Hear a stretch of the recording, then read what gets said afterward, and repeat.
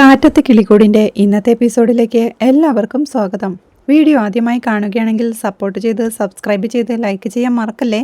അടുക്കളയിൽ സുഭാഷ് ഏട്ടന്റെ കൂടെ സംസാരിച്ചു നിൽക്കുന്ന സുനന്ദയെ കാണേ നികേഷ് അക്കാര്യം സുധീഷിനെ വിളിച്ചറിയിക്കുകയാ. ഇവിടെ ഒരു സീൻ നടന്നുകൊണ്ടിരിക്കുക, അത് പറയാനാ വിളിച്ചേ എന്നവൻ പറയേ. സീനോ? എന്ത് സീനെന്ന് അമ്പരപ്പോടെ സുധീഷും. എന്താ നികേഷെ പ്രശ്നം എന്ന് നിധിയും. ഏട്ടത്തിയുണ്ടോ കൂടെ? ഞാൻ കോളേജിൽ നിന്ന് വന്ന് കയറിയതേ ഉള്ളൂ. അപ്പൊ നമ്മുടെ വീടിന്റെ അടുക്കളയിൽ സുനന്ദ വന്ന് നിൽക്കുന്നു എന്നവൻ പറയുന്നത് കേൾക്ക്. സുനന്ദയോ എന്ന് സുധീഷും. അതെ സുധീഷേട്ടാ, അവൾ സുഭാഷ് ഏട്ടനോട് അടുക്കളയിൽ നിന്ന് സംസാരിച്ചോണ്ടിരിക്കുക എന്ന് നികേഷ് വീണ്ടും പറയേ. എടാ അതെന്തിന് എന്ന് സുധീഷും. ഇതൊക്കെ എനിക്കറിയാമോ, ഇനി അതും കണ്ട് വല്യച്ഛനും അമ്മായും വന്നു കഴിഞ്ഞാൽ അറിയാലോ. സ്വന്തം മകളാണെന്നൊന്നും അവര് നോക്കില്ല, സുഭാഷ് ഏട്ടനെയും എന്തെങ്കിലുമൊക്കെ വിളിച്ചു പറ എന്ന് നികേഷ് പറയുന്നത് കേൾക്കെ ടെൻഷനോടെ. എടാ ഞങ്ങളിപ്പോ അങ്ങോട്ടെത്താം, നീ ഫോൺ വെച്ചോ എന്ന് പറഞ്ഞ് കോൾ കട്ട് ചെയ്യുക സുധീഷും ദേഷ്യത്തോടെ. അവൾ ഇത് എന്തു വെച്ചിട്ടാണ്? കല്യാണം കഴിഞ്ഞ പെണ്ണല്ലേ അവളെ, ഇങ്ങനെയൊക്കെ പെരുമാറാൻ പാടുണ്ടോ എന്ന് ദേഷ്യത്തോടെ ചോദിക്കുന്നത് കേൾക്കെ. എങ്ങനെ പെരുമാറിയെന്ന സുധീഷെ നിങ്ങൾ ഈ ബഹളം വെക്കുന്നത് എന്ന് നിധിയും ചോദിക്കുക. നിധി കല്യാണത്തിന്റെ തലേ നോടി വന്നു, അതൊരു വിധത്തിൽ സെറ്റിൽ ചെയ്ത് സുഭാഷ് ഏട്ടൻ അങ്ങ് പറഞ്ഞയച്ചു. ഇപ്പൊ ദേ വീണ്ടും വന്നേക്കുവാ, എന്ത് കണ്ടിട്ടാണാവോ എന്ന് അവൻ ദേഷ്യത്തോടെ വീണ്ടും പറയേ. ആണുങ്ങൾ മാത്രം കുറെ കാലം ഒറ്റയ്ക്ക് താമസിച്ചതിന്റെ കുഴപ്പമായി അവള് സുഭാഷ് ഏട്ടനെ വന്നു കണ്ട് യാത്ര പറയാൻ വന്നതായിക്കൂടെ എന്ന് നിധി ചോദിക്കേ. അതിന് അവൾ ഒറ്റയ്ക്ക് പുറകിൽ കൂടിയാണോ വരേണ്ടത് യാത്ര പറയാൻ എന്ന് സുധീഷും ചോദിക്കുക. കല്യാണം കഴിഞ്ഞാ പിന്നെ ഒറ്റയ്ക്ക് വരാൻ പാടില്ലേ, എല്ലാത്തിനും കൂടെ ഹസ്ബൻഡിനെ കൂട്ടണോ എന്ന് നിധി ചോദിക്കേ. അല്ല നിധി, അത് തെറ്റല്ലേ എന്ന് സുധീഷും. എന്ത് തെറ്റ് അതിനെയൊക്കെ നോക്കിക്കാണുന്ന നിങ്ങളുടെ രീതിയില. ഒരു കാര്യം കേൾക്കുമ്പോഴേക്കും ജഡ്ജ്മെന്റൽ ആവല്ലേ. ആദ്യം വീട്ടിലേക്ക് പോ, എന്നിട്ട് കാര്യങ്ങൾ മനസ്സിലാക്കണമെന്ന് നിധിയും. എന്റെ പൊന്നു നിധി, ഇയാൾക്ക് അവളുടെ ക്യാരക്ടർ അറിയാത്തോണ്ടാണ് എന്ന് സുധീഷ് പറയേ. അങ്ങനെ പെട്ടെന്നൊന്നും ഒരു ക്യാരക്ടർ പഠിക്കാൻ പറ്റില്ല സുധീഷെ, പ്രത്യേകിച്ച് ഒരു പെൺകുട്ടിയുടെ. വണ്ടി പോട്ടെ എന്ന് നിധി പറയെ. സുധീഷും കാർ എടുക്കുകയാ. നികേഷ് അപ്പോഴേക്കും മെക്കാനിക്കൽ ഷോപ്പിൽ പണിയെടുത്തോണ്ടിരിക്കുന്ന ഹരീഷിനെയും വിളിച്ച് കാര്യം പറയുന്നുണ്ട്. സുധീഷ് ഏട്ടനെ ഞാൻ വിളിച്ചു പറഞ്ഞിട്ടുണ്ട്, ചേട്ടൻ ഇപ്പോ വരാന്നാ പറഞ്ഞത് എന്ന് നികേഷ് പറയെ. ഞാനും ഇപ്പൊ വരാമെന്ന് ഹരീഷും. ഓക്കെ ശരി എന്ന് പറഞ്ഞ് നികേഷ് കോൾ വെക്കുമ്പോഴേക്കും ഹരീഷ് തന്റെ ഡ്രസ്സ് എല്ലാം ചേഞ്ച് ചെയ്ത് എടാ ടിറ്റോ കട നോക്കിക്കോണേ, ഇപ്പൊ വരാമെന്ന് പറഞ്ഞ് വീട്ടിലേക്ക് തിരിക്കുക. അപ്പോഴും അവിടെ അടുക്കളയിൽ സംസാരിച്ചുകൊണ്ട് നിൽക്കുകയാണ് സുഭാഷും സുനന്ദയും. തന്നെ കണ്ണിമയ്ക്കാതെ നോക്കി നിൽക്കുന്ന സുഭാഷ് ഏട്ടനോടായി എന്താ നോക്കുന്നെന്ന് സുനന്ദ ചോദിക്കേ. നിന്നെ ഒരു കല്യാണ പെണ്ണായി കണ്ടല്ലോ, അതിന്റെ സന്തോഷമെന്ന് സുഭാഷും. ഇനി നമ്മൾ എപ്പോഴെങ്കിലും കാണൂ സുഭാഷ് ഏട്ടാ എന്ന് ടെൻഷനോടെ അവൾ ചോദിക്കേ. അത് സാരമില്ല മോളെ, സന്തോഷം പലപ്പോഴും തേടി വരുന്നതല്ല, അത് നമ്മൾ തന്നെ കണ്ടെത്തണം. അശ്വിനുമായിട്ടുള്ള ജീവിതത്തിലും അതുണ്ടാവണം. അവൻ ദുബായ്ക്കാരനല്ലേ, അവനോടൊപ്പം അവിടേക്കൊക്കെ പോ. ഇവിടത്തെ പോലെയല്ല, അവിടെയൊക്കെ വലിയ വലിയ കെട്ടിടങ്ങളുണ്ട്. ബുർജ് ഖലീഫയുടെ മോളിൽ കയറിയ പിന്നെ ചന്ദ്രനെ തൊടാൻ ഒന്ന് കൈ നീട്ടിയാൽ മതിയെന്ന. അശ്വിനോടൊപ്പം അവിടെയൊക്കെ പോണം, കുറെ ഫോട്ടോകളൊക്കെ എടുക്കണം, അശ്വിനെ നന്നായിട്ട് നോക്കണമെന്നൊക്കെ സുഭാഷ് ഏട്ടൻ പറയുന്നത് കേൾക്കെ സങ്കടത്തോടെ കണ്ണു നിറഞ്ഞ സുനന്ദയും സുഭാഷ് ഏട്ട ഒരു കാര്യം പറഞ്ഞ അനുസരിക്കോ എന്ന് ചോദിക്കേ. എന്തായെന്ന് സുഭാഷ് ചോദിക്കേ. അനുസരിക്കണം, അല്ലെങ്കിൽ എനിക്ക് അവിടെയും സമാധാനത്തോടെ ജീവിക്കാൻ കഴിയില്ല. എത്രയും വേഗം സുഭാഷ് ഏട്ടന്റെ കല്യാണം നടക്കണം, ചെയ്യില്ലേ എന്നവൾ ചോദിക്കേ. ചെയ്യാമെന്ന് സുഭാഷും സമ്മതിക്കുകയാ. കല്യാണം കഴിഞ്ഞ് സുഭാഷ് ഏട്ടൻ ഹാപ്പി ആയിരിക്കുവാണെന്ന് എനിക്ക് കേൾക്കണം. സുഭാഷ് ഏട്ടന് നല്ലൊരു കുട്ടിയെ കിട്ടും, എനിക്ക് അതിനുള്ള ഭാഗ്യമില്ലെന്നേയുള്ളൂ എന്നവൾ സങ്കടത്തോടെ പറയേ. അത് വിട്, ഇനി അതേക്കുറിച്ചൊന്നും പറയണ്ട, കഴിഞ്ഞത് കഴിഞ്ഞില്ലേ, ഇനിയിപ്പോ വരുന്നത് പോലെ വരട്ടെ. നീ ചെല്ല്, നേരം വൈകിയ അമ്മായി അന്വേഷിച്ച് ഇങ്ങോട്ട് വരും, അത് ഒഴിവാക്കാലോ, നീ ചെല്ലെന്ന് സുഭാഷ് പറഞ്ഞു വിടുകയാണ്. സുനന്ദയും ഒന്നും മിണ്ടാതെ നടന്നു നീങ്ങി വീണ്ടും തിരിഞ്ഞു നിന്ന്. എന്റെ ജീവിതത്തിൽ ഈ ഇടം ഞാൻ മറക്കില്ല സുഭാഷ് ഏട്ടാ, ദുബായിലേക്കെന്നല്ല ലോകത്ത് എവിടെ പോയാലും ഈ അടുക്കളയും ഈ പിൻവാതിലിലൂടെയുള്ള വരവും എന്റെ ഓർമ്മയിൽ എന്നും ഉണ്ടാവും എന്നവൾ പറയേ. നീ പോവാൻ നോക്കെന്ന് സുഭാഷും. ഒരു കാര്യം കൂടി ചോദിക്കാനുണ്ട്, ഞാൻ നിർബന്ധിക്കില്ല, ഇഷ്ടപ്പെട്ടില്ലെങ്കിൽ വേണ്ടാന്ന് പറഞ്ഞോളൂ എന്നവൾ പറയേ. എന്താ ചോദിക്കുന്ന സുഭാഷ്. ഞാൻ അശ്വിനെയും കുട്ടി ഇങ്ങോട്ടൊന്ന് വന്നോട്ടെ.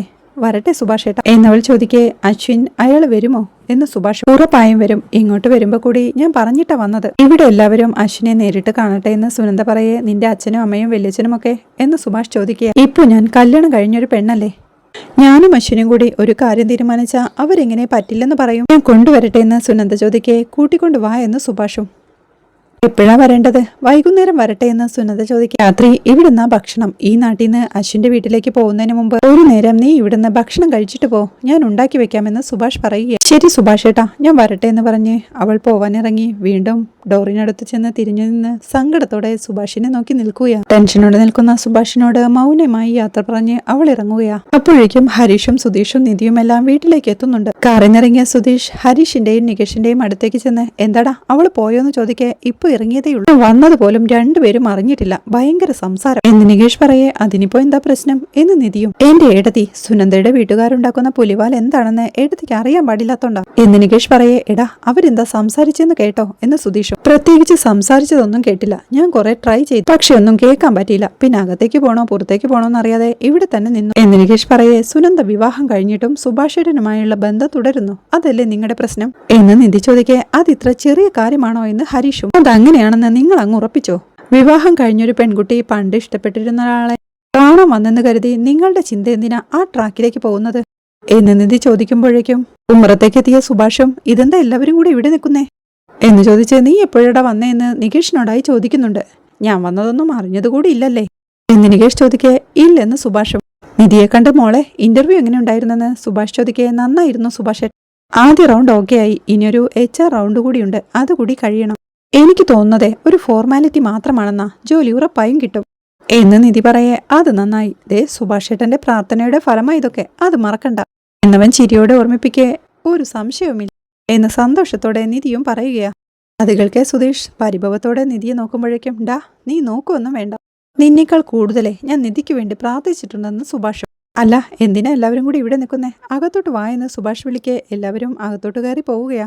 എല്ലാവരും ഡൈനിങ് ഹാളിലെത്തുമ്പോഴേക്കും നിങ്ങളിരിക്കെ, ഞാൻ ചായ ഇടാമെന്ന് പറഞ്ഞ് സുഭാഷ് അടുക്കളയിലേക്ക് പോവാൻ തുടങ്ങുന്നുണ്ടെങ്കിലും സുധീഷ് അവനെ വിളിച്ചു നിർത്തി. സുഭാഷ് ഏട്ടാ, ഇവിടെ ആരെങ്കിലും വന്നായിരുന്നോ എന്ന് ചോദിക്കേ. ആരെന്ന് സുഭാഷും. അത് ചേട്ടൻ തന്നെ പറയണം, ആരാ വന്നേ എന്ന് സുധീഷ് ചോദിക്കേ. ഇപ്പൊ സുനന്ദ വന്നു പോയിരുന്നു. അല്ല, അതെങ്ങനെ നീ അറിഞ്ഞെന്ന് സുഭാഷും. അവൾ എന്തിനാ വന്നേന്ന് ഹരീഷ് ചോദിക്കേ. അതാ എനിക്കും ആദ്യം തോന്നിയത്. ഞാൻ കറിയുണ്ടാക്കാൻ തുടങ്ങായിരുന്നു, അപ്പോ സുഭാഷ് ഏട്ടാന്നൊരു വിളി. നോക്കിയപ്പോ സുനന്ദ എന്ന് സുഭാഷ് പറയേ. അത് മനസ്സിലായി. അവൾ എന്തിനാ വന്നെന്നാ ചോദിച്ചേന്ന് ഹരീഷും. അവളുടെ കല്യാണം കഴിഞ്ഞതല്ലേ, ആ വഴിക്കങ്ങ് പോയാ പോരേന്ന് ഹരീഷ് ചോദിക്കേ.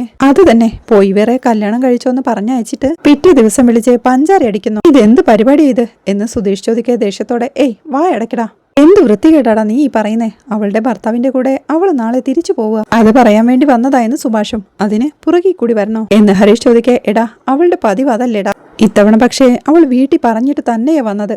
എന്നെ കണ്ട് യാത്ര പറയാൻ പോവാണെന്ന് അവളുടെ അച്ഛനോടും അമ്മയോടും ഭർത്താവിനോടും ഒക്കെ പറഞ്ഞിട്ട് തന്നെയാ വന്നത്. ഇന്ന് രാത്രി അവരെ രണ്ടുപേരെയും ഞാൻ വിരുന്നിന് വിളിച്ചിട്ടുണ്ടെന്ന് സുഭാഷ് ഏട്ടൻ പറയുന്നത് കേൾക്കെ ഒരു ഞെട്ടലോടെ വിരുന്നോ എന്ന് സുധീഷും കൂട്ടരും ചോദിക്കുക. നാളെ അവര് പോവല്ലേ?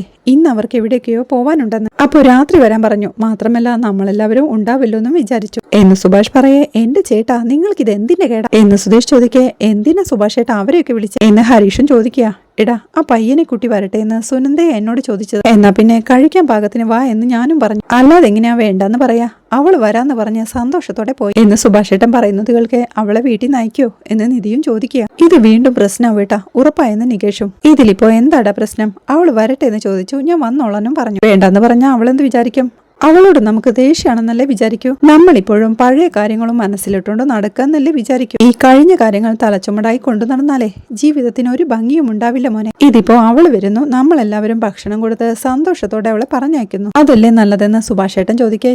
എനിക്ക് സുഭാഷേട്ടനെ പിടികിട്ടുന്നില്ലേ കേട്ടോ. കല്യാണം കഴിക്കാന്നും പറഞ്ഞ് രാത്രിക്ക് രാത്രി ഓടി വന്നപ്പോ വേണ്ടെന്നും പറഞ്ഞ് അങ്ങ് തിരിച്ചയച്ചു. ഇപ്പോഴേ അവരെ പിന്നെ വിളിച്ച് അനുഗ്രഹിക്കാൻ പോകുന്നു. ഇതെന്തുമാതിരി ഫീലിംഗാ എന്ന് സുധീഷും ചോദിക്കുക. അത് കേൾക്കെ സുഭാഷും. എടാ, എനിക്ക് മനസ്സിലാവാത്തതേ, ഞാൻ പറയുന്നത് നിങ്ങൾക്ക് എന്തോ പിടികിട്ടാത്തതെന്നാ. അവളുടെ ജീവിതത്തിന് നല്ലതാണെന്ന് തോന്നിയത് കൊണ്ട് അപ്പോ അത് ചെയ്തു എന്ന് വെച്ച് ജീവിതം മുഴുവനും അവളെയും നമ്മൾ കണ്ടിട്ടില്ലാത്ത അവളുടെ ഭർത്താവിനെയും വെറുത്തോണ്ടിരിക്കണം. എടാ, വെറുക്കാൻ തുടങ്ങിയ അതിന്റെ കാരണങ്ങളെക്കുറിച്ച് ഓർത്ത് നമ്മൾ സങ്കടപ്പെട്ടുകൊണ്ടേയിരിക്കും. അതിലും നല്ലത് സ്നേഹത്തോടെയും സന്തോഷത്തോടെയും അവരെ പറഞ്ഞയക്കുന്നതല്ലേ എന്ന് സുഭാഷേട്ടൻ ചോദിക്കേ. ആ ബെസ്റ്റ്, നന്നായിട്ടുണ്ട് എന്ന് സുധീഷും. നിങ്ങൾ ചായ കുടിക്കേ, ഞാൻ അപ്പോഴത്തേക്കും വൈകിട്ടത്തേക്കുള്ള സാധനങ്ങൾ വാങ്ങിയിട്ട് വരാമെന്ന് സുഭാഷ്.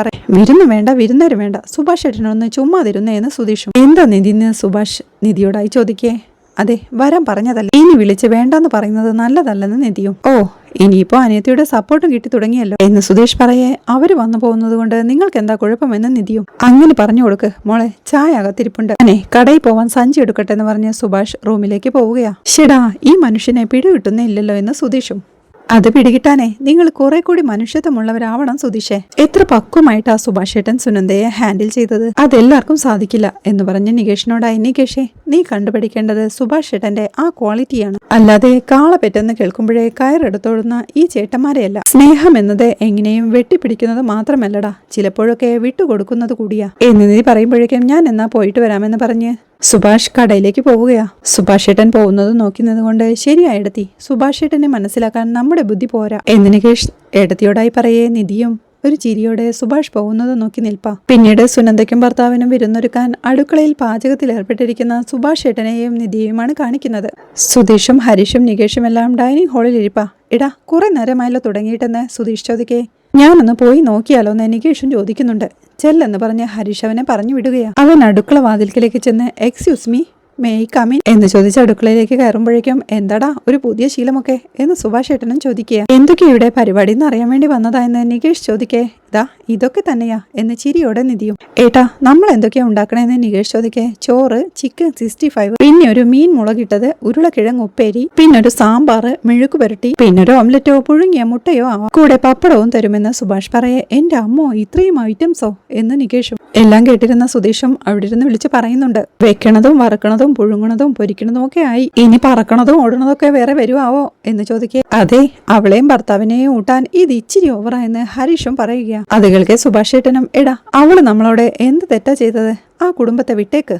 കല്യാണം കഴിഞ്ഞ് ആദ്യമായി വീട്ടിലേക്ക് വരുമ്പോ നമ്മൾ അങ്ങനെ എന്തെങ്കിലും കൊടുത്താ മതിയോ എന്ന് ചോദിക്കേ. പോരാ, അവളുടെ കല്യാണത്തിന്റെ സദ്യയെക്കാളും ഗംഭീരമാക്കണം, ഒരു പായസം കൂടി ആവായിരുന്നു അല്ലേടാ എന്ന് സുധീഷ് ഹരീഷിനോടായി ചോദിക്കേ. ഓ, അത് ശരിയാണല്ലോ, ഞാൻ അതങ്ങ് മറന്നുപോയി. നികേഷേ, നീ പോയി ഒരു 2 ലിറ്റർ പാലും സേമിയയും കൂടി വാങ്ങിക്കൊണ്ടു വാ, ബാക്കിയെല്ലാം ഇവിടെ ഉണ്ട്. കാശിതേ എന്റെ ഷർട്ടിന്റെ പോക്കറ്റിൽ കിടപ്പുണ്ട് എന്ന് സുഭാഷ് ഏട്ടൻ പറയുന്നതുകൾക്ക് സെറ്റ് എന്ന് പറഞ്ഞ് നികേഷ് പോവാൻ തുടങ്ങുമ്പോഴാണ് എന്താടാ അടുക്കളയിൽ ഒരു തിരക്കെന്ന് ചോദിച്ച് അച്ഛൻ അങ്ങോട്ട് കയറി വരുന്നത്. എന്താടാ ഇത്, മത്തിയോ? മത്തി കാന്താരി മുളകിട്ട് മത്തി കറി വെക്കണം, എന്നിട്ട് കപ്പയും കൂട്ടി കഴിക്കണമെന്ന് പറഞ്ഞ് ഇതെന്താ ചിക്കനോ? ഇതെന്താ ഒരുപാട് ഐറ്റംസ് ഉണ്ടല്ലോ, ഇന്ന് ആരുടെയെങ്കിലും പിറന്നാളാണ്, സാധാരണ ഇങ്ങനെ ഒരു പരിപാടി ഉണ്ടാവാറില്ലല്ലോ എന്ന് പറഞ്ഞ് നിധിയെ വിളിച്ച് മോളെ എന്ത് ഫംഗ്ഷനാ നടക്കാൻ പോകുന്നേ? ഇനി ഞാൻ അറിയാതെ ഇവന്റെ കെട്ട് നടക്കാൻ പോവുകയാണോ എന്ന് ചോദിക്കേ. സുഭാഷും അച്ഛാതെ നമ്മുടെ സുനന്ദയില്ലേ എന്ന് ചോദിക്കേ. സുനന്ദയോ? ഏത് സുനന്ദ എന്ന് അച്ഛനും. അച്ഛൻ എന്തോന്നും അറിയാത്ത പോലെ.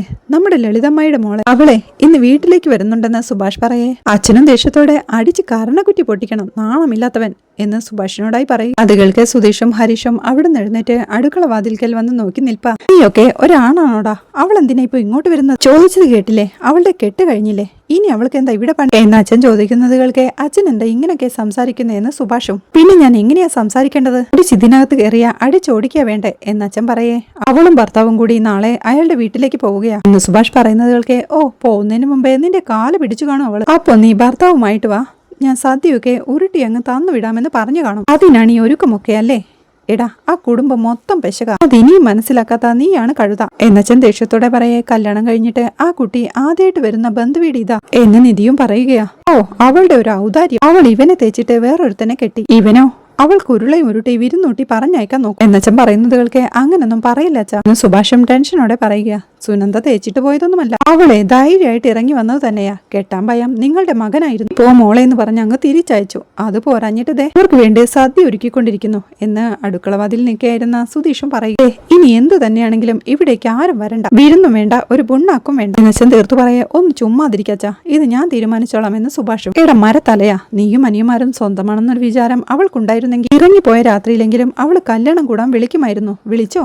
ഇല്ലല്ലോ. പിന്നെ നിനക്ക് മാത്രം എങ്ങനെടാ കഴുത അവള് സ്വന്തമാവുന്നേ? ഈ വീട്ടിലേക്ക് ആരും വരണ്ടെന്ന് ദേഷ്യത്തോടെ അച്ഛൻ തീർത്തു പറയുകയാ. വരാൻ ഞാൻ പറഞ്ഞു പോയി അച്ഛ എന്ന് സുഭാഷ്. വേണ്ടെന്ന് ഞാൻ പറഞ്ഞല്ലോ, കൂടുതൽ ഉറപ്പോടെ എന്നച്ഛൻ വീണ്ടും പറയേ. അച്ഛ, ഞാൻ വരാൻ പറഞ്ഞു, ഇന്ന് രാത്രി അവളും ഭർത്താവും വിരുന്നിന് വരും, നിങ്ങളൊന്നും മിണ്ടാതിരിക്കും എന്ന് സുഭാഷ് വീണ്ടും പറയേ. എന്റെ വായടയ്ക്കാൻ നീ നോക്കണ്ട ലളിത, എന്റെ അമ്മയുടെ വയറ്റിൽ പിറന്നത് തന്നെയാ. എനിക്ക് അവളുടെ മകൾ ആരും അല്ലെങ്കിൽ പിന്നെ നിനക്ക് അവൾ ആരാടാ? ആണോ മാനോ ഉണ്ടോടാ നിനക്ക്?